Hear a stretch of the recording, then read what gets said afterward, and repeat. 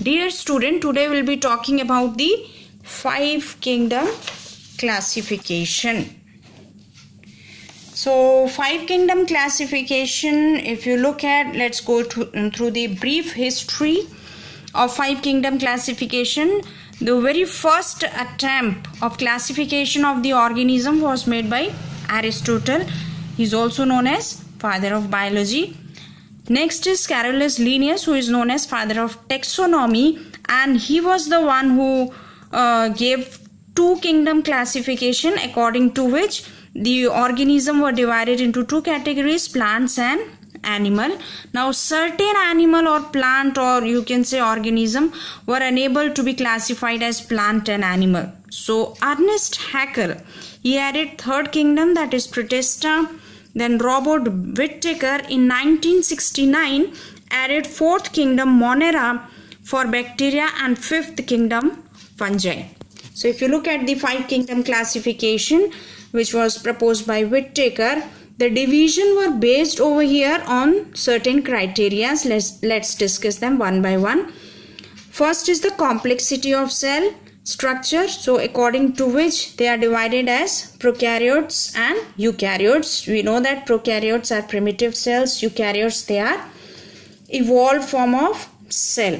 Then complexity of organism's body, they are divided into 2 categories. Organisms, they are known as unicellular organisms and multicellular organism. Again we have discussed multicellular and unicellular. The next is mode of nutrition. On the basis of this, the organism were divided as autotrophs, heterotrophs and mixotrophs. Now autotrophics are those organisms which can synthesize their own food by the process of either photosynthesis or chemosynthesis. Heterotrophs were the organism who are dependent on the other organisms for their food. They could be saprotrophic or holozoic. Saprotrophic are those organisms which absorb fluid food through the body surface, such as fungi, earthworm, and holozoic are those organisms which take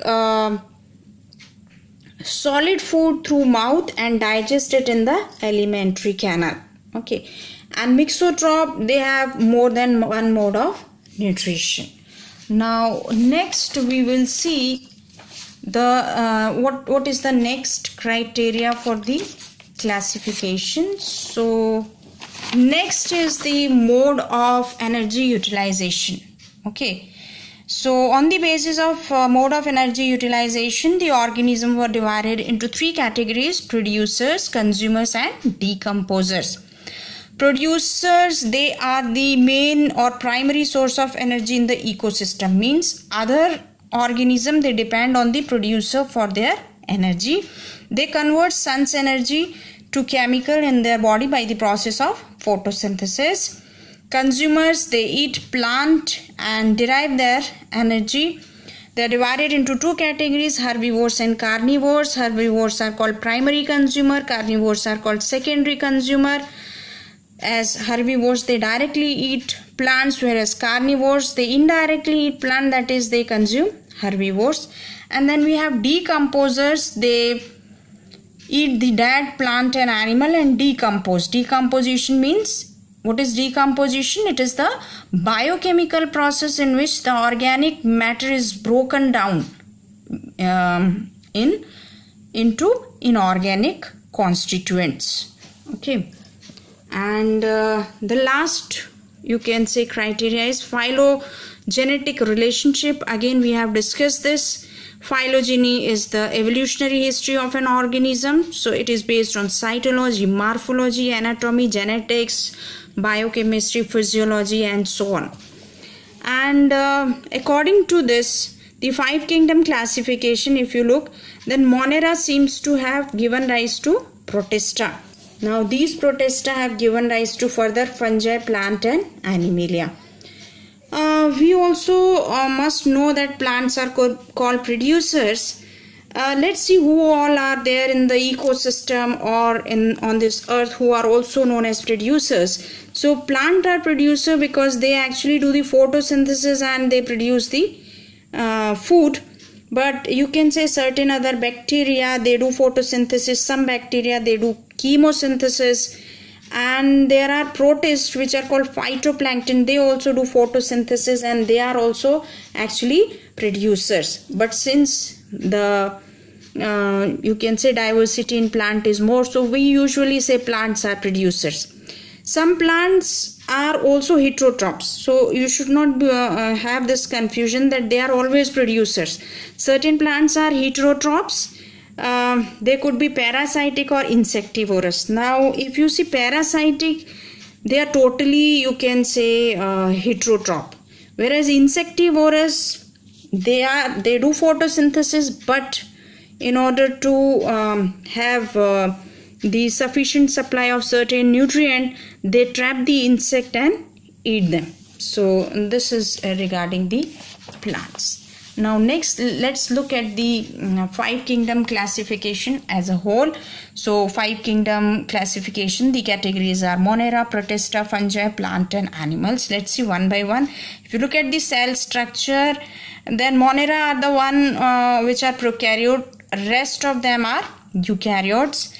If you look at complexity of the organism, then Monera and Protista are unicellular, whereas the fungi, plant, and they are multicellular. Here I would like to say that some fungi, especially yeast, it is unicellular, but generally they are multicellular.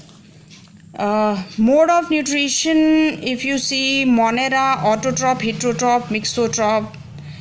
Protista, autotroph, heterotroph, mixotroph. So next is fungi, they are heterotroph, plant, autotroph, animals, heterotroph. Look at the mode of energy utilization. So Moneras, they are producers and decomposers, Protista producers and consumers, fungi decomposers, plants producers, and animals consumers. If you look at the phylogeny, so if you look at the Monera, the archaebacteria are the ancient bacteria, okay, and they have given rise to eubacteria. They are the evolved bacteria from the archaebacteria. And if you look at protist, they actually come from Monera and they form the first primitive eukaryotic cell. So from this cell arises fungi, plant and animal. Then we have also seen Woos. He classified the kingdom into 3 domains on the basis of phylogeny, that is archaebacteria, eubacteria and eukaryota. So here I complete the 5 kingdom classification. In next we will discuss various you can say kingdoms one by one. Thank you.